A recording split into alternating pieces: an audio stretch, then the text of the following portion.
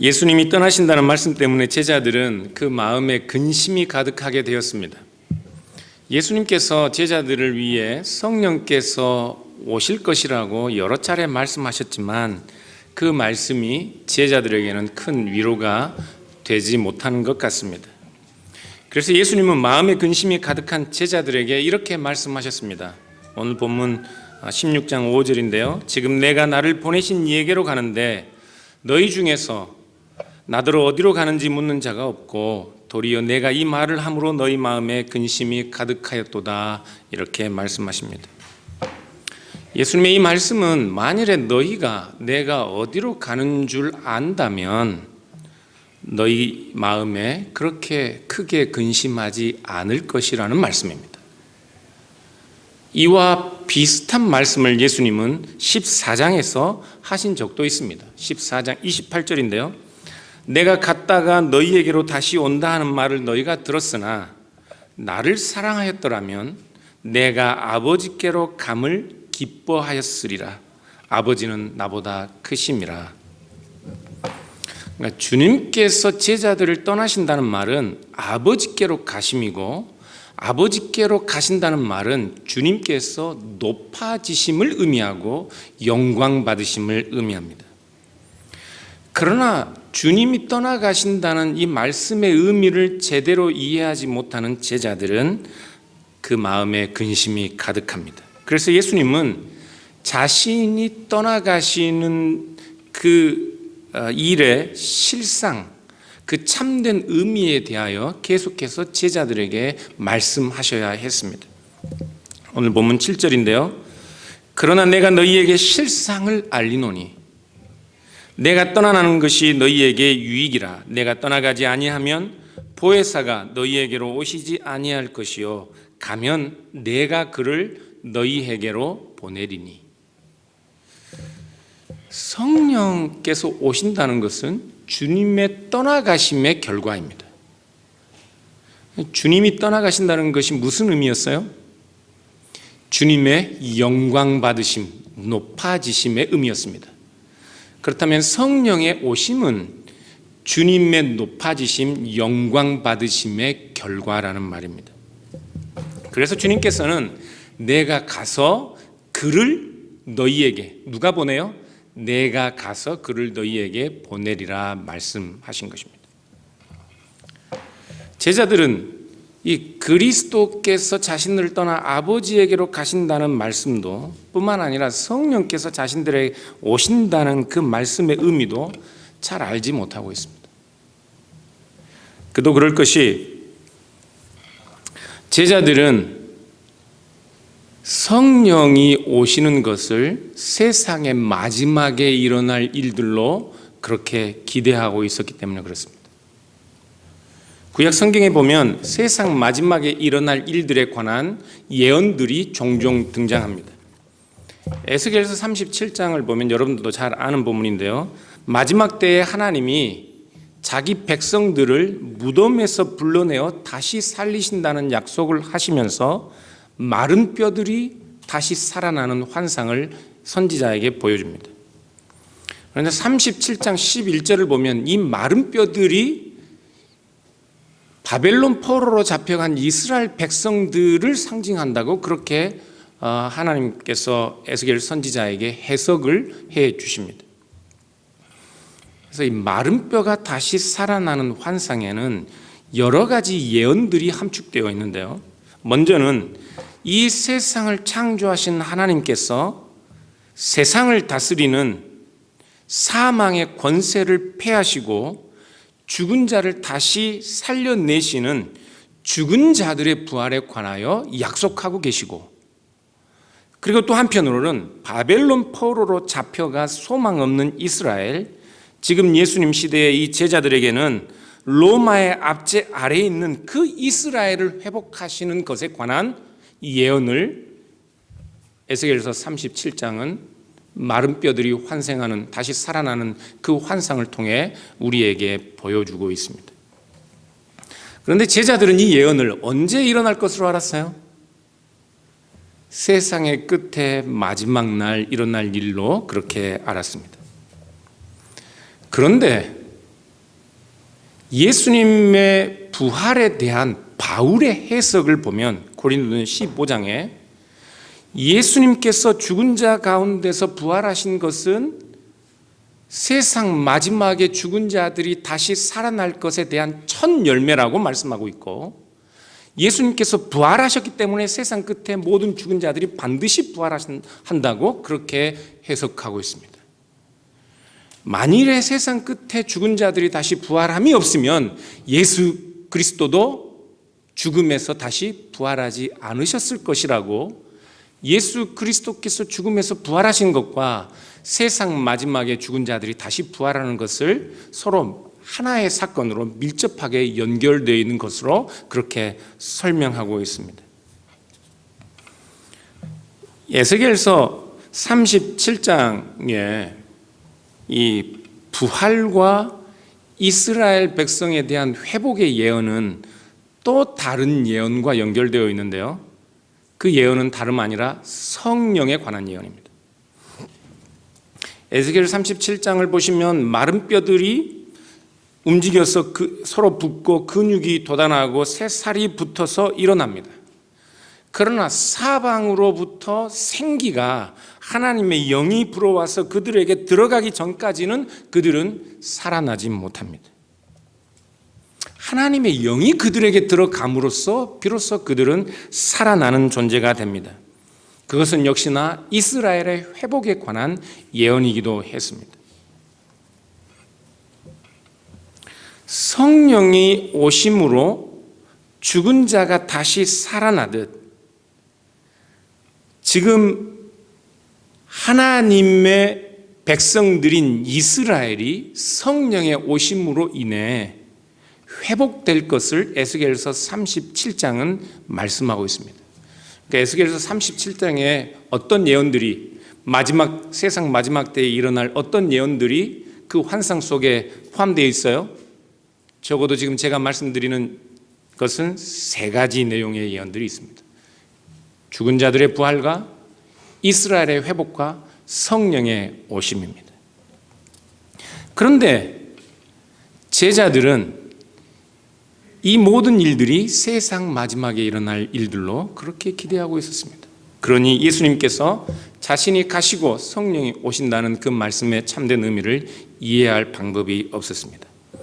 요엘서 2장 28절 이하에는 성령께서 오시는 것에 관한 아주 분명하고 구체적인 예언이 등장합니다. 그 요엘서 2장 28절도 역시나 세상 마지막에 일어날 일에 관한 예언인데요, 29절을 제가 읽어보면, 그 후에 내가 내 영을 만민에게 부어주리니 너희 자녀들이 장래일을 말할 것이며 너희 늙은이는 꿈을 꾸며 너희 젊은이는 이상을 볼 것이며 그때 내가 또 내 영을 남종과 여종에게 부어줄 것이며. 그러니까 세상 마지막 날 하나님의 자신이 영을 세상에 부어주시겠다는 말씀하시는데, 28절 바로 전에 27절에서는 어떤 예언이 있냐면, 하나님은 자신이 이스라엘 가운데 계셔서 하나님이 그들의 여호와가 되고 자기 백성이 영원한 수치를 당하지 않도록 하시겠다, 그렇게 자기 백성의 회복에 관하여 예언을 하고 있습니다. 그러니까 성령의 오심과 이스라엘의 회복은 서로 같은 사건으로 그렇게 예언되고 있습니다. 그리스도께서 아버지에게 가시는 것에 관한 예언도 구약 성경에는 등장합니다. 다니엘서 7장을 읽어보면 이런 말씀이 있는데요, 이 말씀은 여러분들도 함께 읽도록 하겠습니다. 다니엘서 7장 13절부터 14절입니다. 같이 읽겠습니다. 내가 또 밤 환상 중에 보니 인자 같은 이가 하늘 구름을 타고 와서 옛적부터 항상 계신 이에게 나아가 그 앞으로 인도되매 그에게 권세와 영광과 나라를 주고 모든 백성과 나라들과 다른 언어를 말하는 모든 자들이 그를 섬기게 하였으니 그의 권세는 소멸되지 아니하는 영원한 권세요 그의 나라는 멸망하지 아니할 것이니라. 다니엘이 본 환상은 인자와 같은 이가 영원부터 계시던 하나님 앞으로 나아가 영원토록 멸망하지 않을 그 나라를 다스리는 권세를 받으시는 환상입니다. 이처럼 구약 성경의 세상 마지막에 일어날 그 일들에 관한 모든 이야기들이 예수 그리스도의 죽으심과 그가 부활하여 하나님께로 가심과 또한 성령의 오심이라는 이야기 안에 하나의 사건처럼 공명하고 있습니다. 사도행전 2장에서 보면 베드로가 설교 중에 16절에서 이 요엘서 2장의 말씀을 인용하면서 설교하는데요. 요엘서 2장에서 하나님이 선지자에게 약속하신 대로 하나님이 지금 우리에게 성령을 보내셨다, 그렇게 설교합니다. 그리고 2장 25절 이하에서는 베드로가 계속 설교하는 중인데요.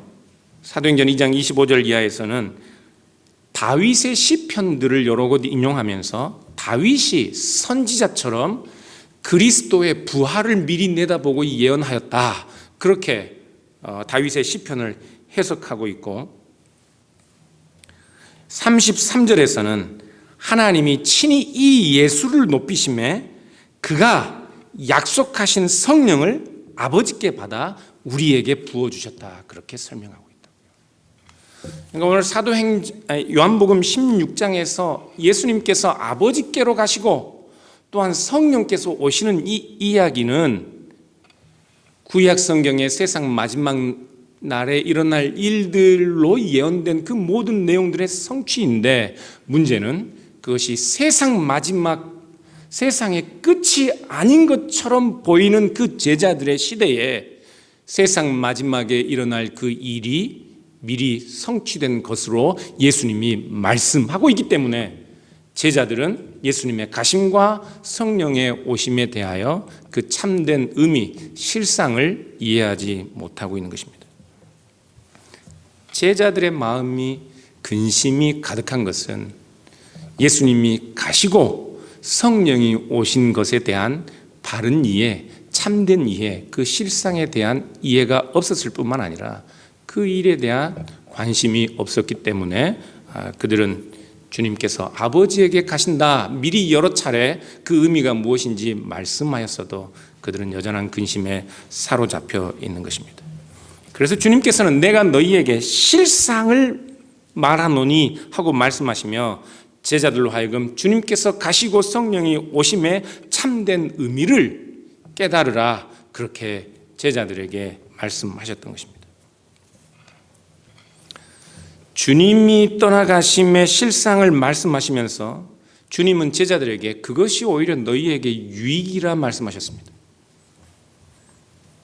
그런데 왜 성령께서 오시는 것이 제자들에게 유익일까요? 물론 구약 성경에서 세상 마지막 날에 일어날 그 이 일의 성취로 성령이 오시기 때문이라고 예수님은 말씀하시는 것인데, 제자들이 기대하고 고대하는 바가 바로 성령께서 오시는 일이기 때문에 그렇습니다.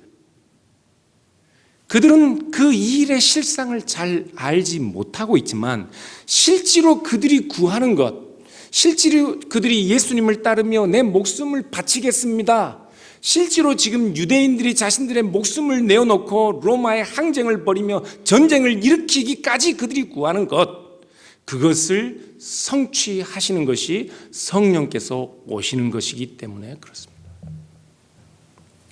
그들은 하나님의 나라를 구하고 있습니다.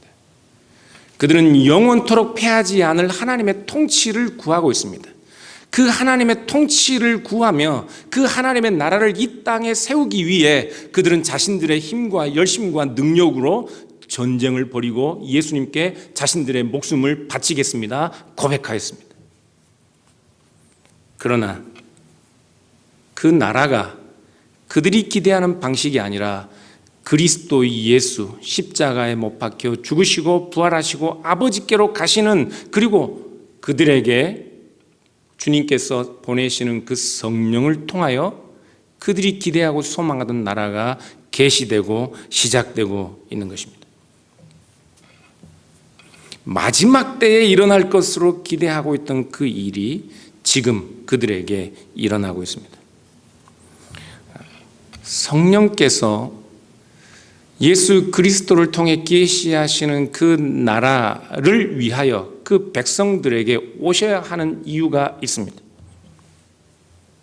왜냐하면 예수 그리스도를 통해서 세워지는 그 하나님의 나라는 성령을 통해서만 들어갈 수 있고 그 나라는 성령 안에서만 살 수 있기 때문에 그렇습니다.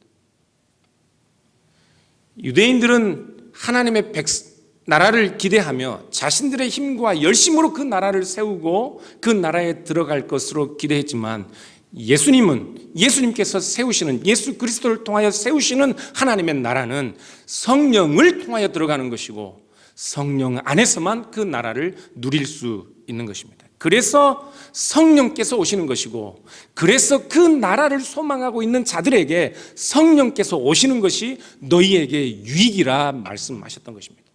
왜냐하면 성령께서 오셔야만 그들이 기대하는 그 나라에 들어갈 수 있고 그들이 소망하는 그 나라를 참으로 살 수 있기 때문에 그렇습니다.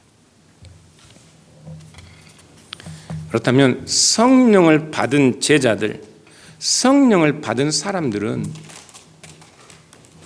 이 세상을 마치 저 마지막에 하나님이 성취하실 그 나라를 사는 것처럼 사는 자들임을 의미합니다.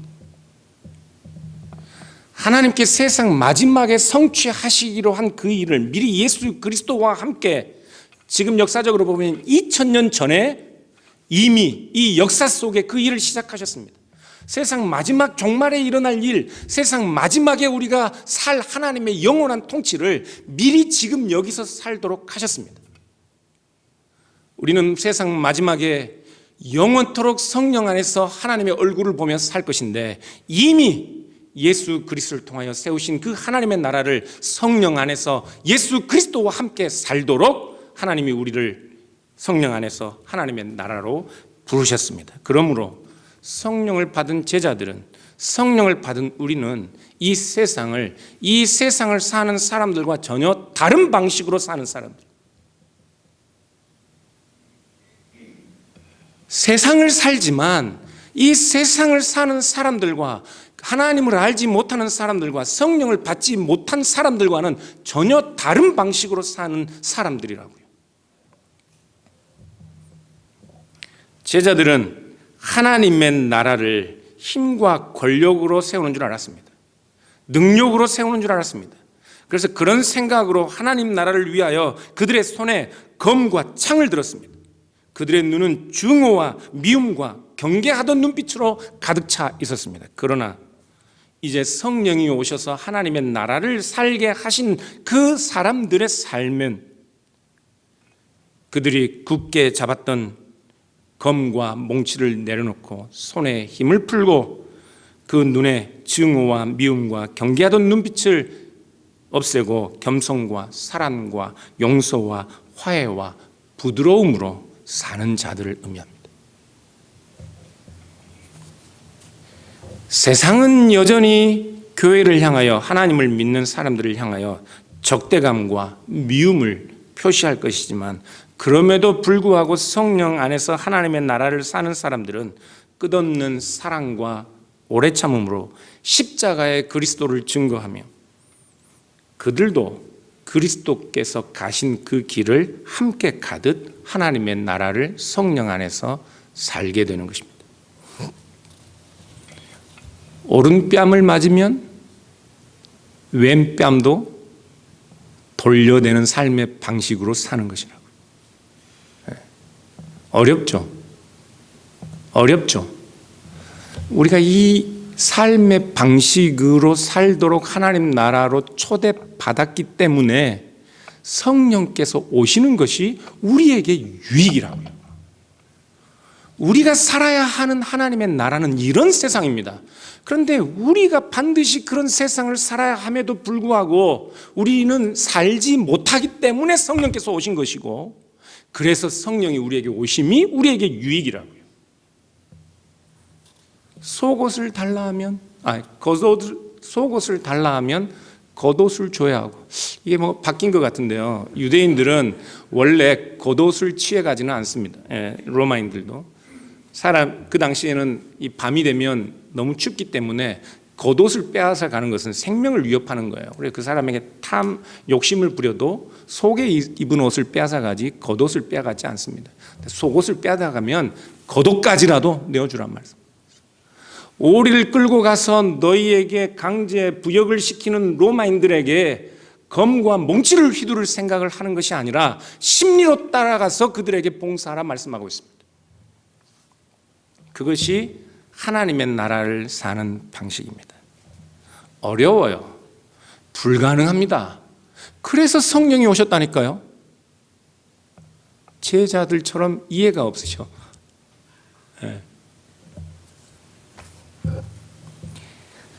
아버지의 재산을 다 탕진하고 허랑방탕한 삶을 살던 아부가 돌아와도 그 형은 마치 아버지처럼 먼저 달려가 그 아우를 맞이하고 그 형이 먼저 축제를 벌이는 그런 삶의 방식. 아침 일찍 포도원에 나가 땀 흘려 일하고 있는데 오후 늦게 들어온 사람들에게 주인이 셈을 똑같이 한 데나리온으로 하는 것을 보고도 그 함께 나누는 것으로 감사할 줄 아는 그런 삶의 방식으로 우리가 초대받았다고요. 그런데 우리는 세상을 사는 삶의 원리로는 이런 일들을 감당할 수 없다고요. 우리는 다른 세상을 살도록 부름을 받았습니다. 그리스도인의 셈 계산은 세상 사람들과는 다른 법이라고요. 영광에 대한 이해가 다르고 높아짐에 대한 이해가 다른 세상을 우리는 사는 것입니다. 다른 방식으로 삽니다. 다른 방식으로 살도록 세상 마지막 때에 하나님이 세우실 그 나라를 지금 미리 세우시고 우리를 그 자리로 불러 그 하나님의 통치 안에 살도록 우리를 초대하셨기 때문에 성령께서 우리에게 오신 것이고 그것이 우리에게 유익인 것입니다. 8절은 성령께서 오셔서 죄와 의와 심판에 대하여 세상을 책망하실 것이란 말씀합니다. 이 책망하다는 말은 학자들마다 여러 가지 의견들이 다른데요. 제가 좋아하는 D.A. 칼슨이라는 신학자에 의하면 이 책망하다는 말은 인격적인 방식으로 세상이 자신의 죄를 깨닫고 부끄럽게 만들어 세상이 그 죄에서 돌이켜 회개하도록 그렇게 부르시는 방식으로 책망한다. 그렇게 설명합니다. 그런데 여러분, 이미 예수님은 세상은 성령을 알지 못하기 때문에 성령을 받을 수 없다고 했습니다. 그런데 성령을 받지 못하는 세상이 어떻게 성령의 책망함을 받고 돌이켜 하나님에게로 나아갈 수 있을까요? 성령을 받지 못하는데 어떻게 성령으로부터 책망함을 받고 하나님께로 돌이킬 수가 있어요?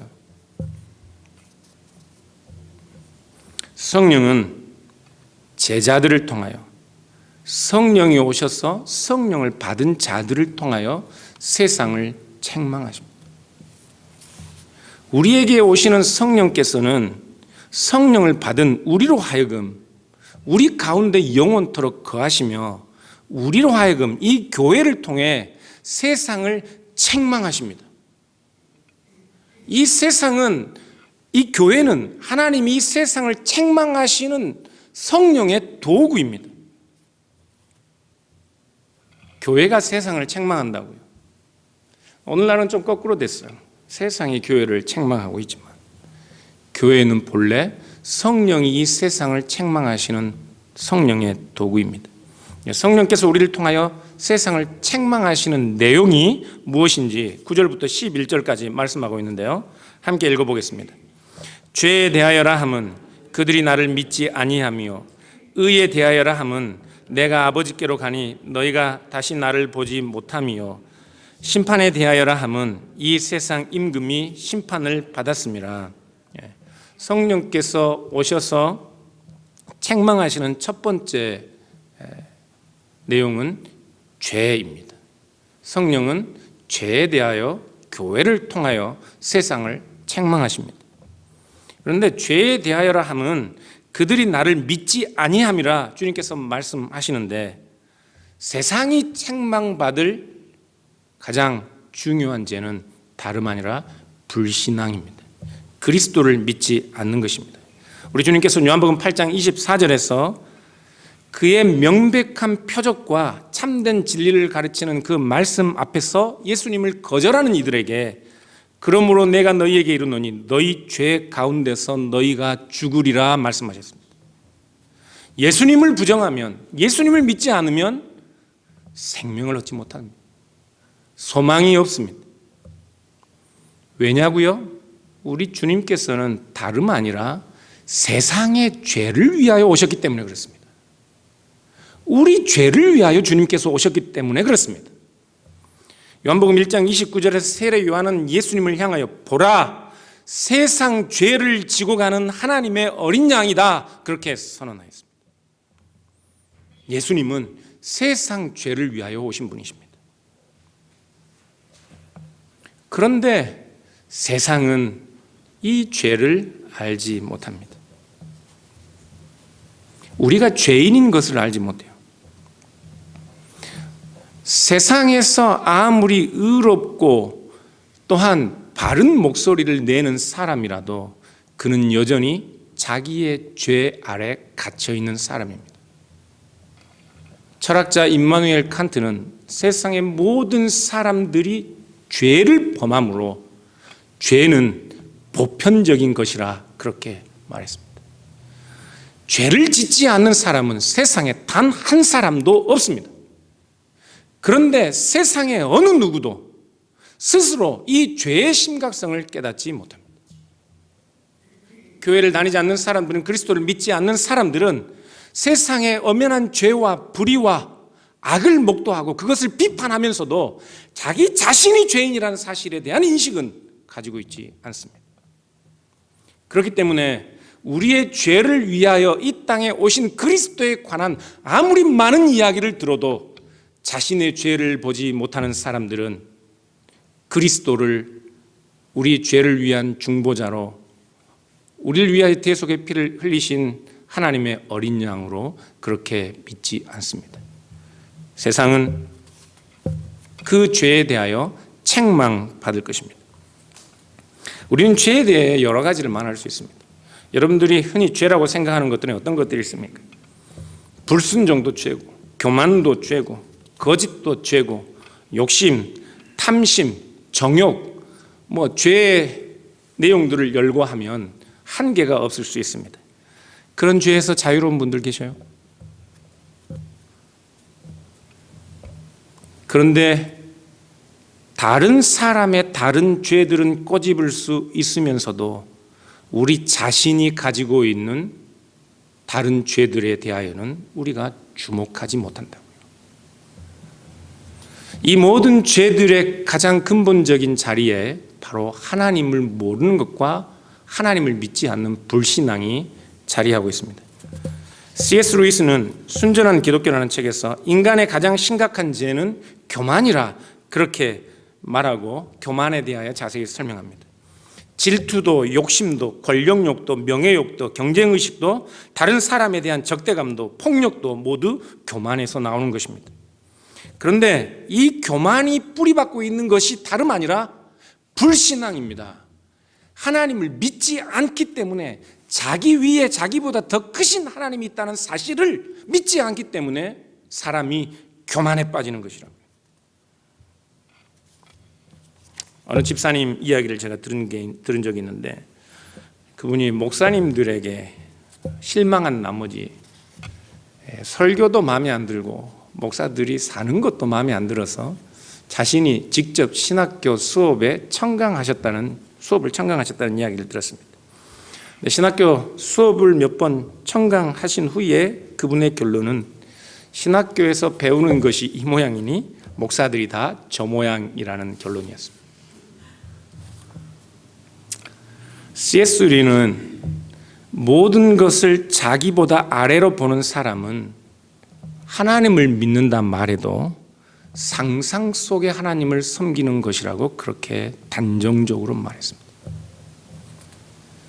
시편 14편 1절은 어리석은 자는 그의 마음에 이르기를 하나님이 없다 하도다. 하나님이 없다, 그렇게 말하는 자는 어리석은 사람입니다. 그리고 계속해서 시편은 그들은 부패하며 가증한 악을 행하며 선을 행하지 않는다. 부패하며 가증한 악을 행하며 선을 행하지 않는 것이 어디에서 나온다고요? 하나님을 믿지 않는 무지와 불신앙에서 나오는 것입니다.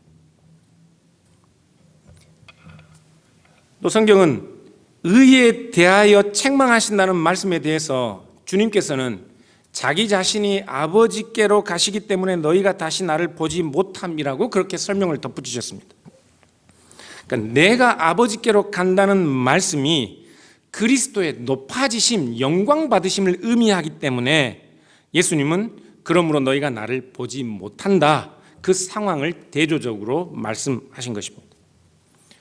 그런데 하나님께서는 높이신 그 예수를, 하나님께서는 의롭다 하신 그 예수를 세상은 그를 불의하다 재판하고 십자가에 매달았습니다. 그렇기 때문에 하나님이 그를 높이심은 이 세상 재판의 불의함을 선언하시는 것입니다. 하나님께서 높여주심은 세상의 불의함을 선언하시는 것이라고요. 사도행전 2장 36절에서 베드로는 이스라엘의 모든 집이 분명히 알아야 하는 것은 그들이 십자가에 못 박은 이 예수를 하나님이 주와 그리스도가 되게 하셨다는 것입니다. 그런데 여러분, 그리스도께서 하나님께 의롭다 하심을 받지 못하시고 그리스도께서 하나님께 높임을 받지 못하셨다면 무슨 일이 일어날까요? 당연히 성령께서 오시지 못하시겠죠. 그런데 그 이전에 우리의 모든 죄 사함은 물거품이 됩니다.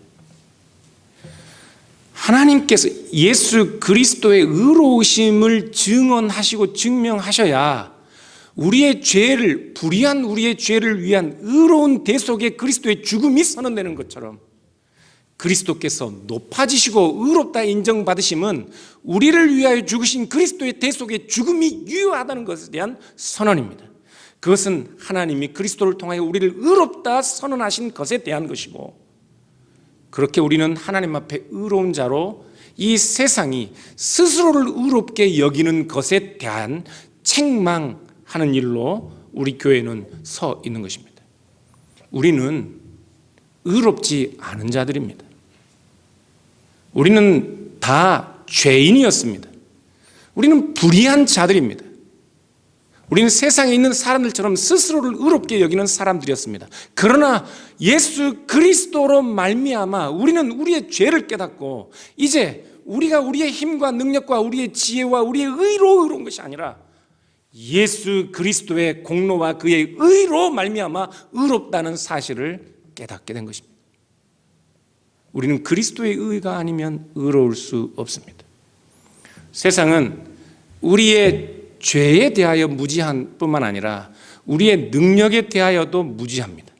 우리가 아무리 노력하고 아무리 열심히 수고해도 결코 하나님이 원하시는 의에 이룰 수 없습니다. 우리가 하나님 앞에 의롭다함을 받는 것은 오직 하나님이 의롭다 하신 예수 그리스도의 대속의 피 흘림을 통해서만 의롭다함을 받는 것입니다. 우리 집에 깻잎이 이제 다 동이 났는데 오늘 마지막으로 건강한 깻잎을 다른 분에게 선물하기로 했어요. 실제로 집에 깻잎 화분이 한 3-4개는 더 있습니다. 네, 아내가 항상 컴플레인을 해요. 우리 집 깻잎은 왜 이렇게 자기 작은 손편 크기 정도밖에 안 되는지.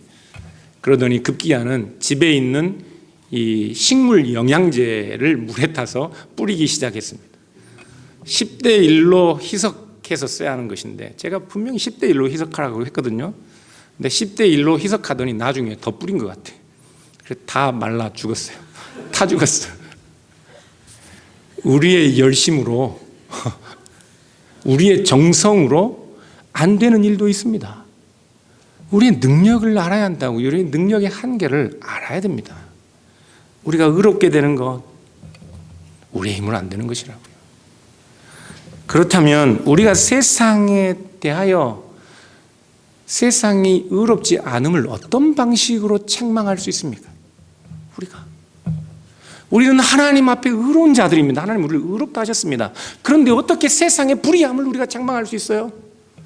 우리가 하나님 앞에 의롭다 함을 받았지만 스스로를 의롭게 여기지 않음으로 그 일은 가능한 것입니다.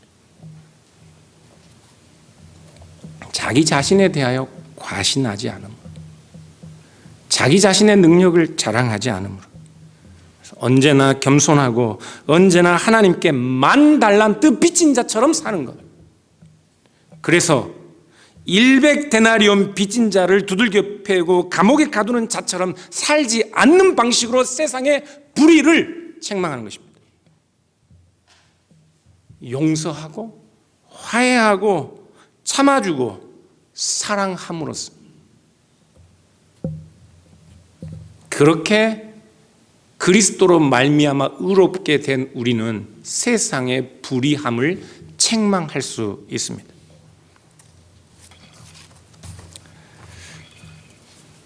주님께서 마지막으로 심판에 대하여 세상을 책망하신다는 말씀은 이 세상 임금이 이미 심판을 받았기 때문이라 말씀합니다.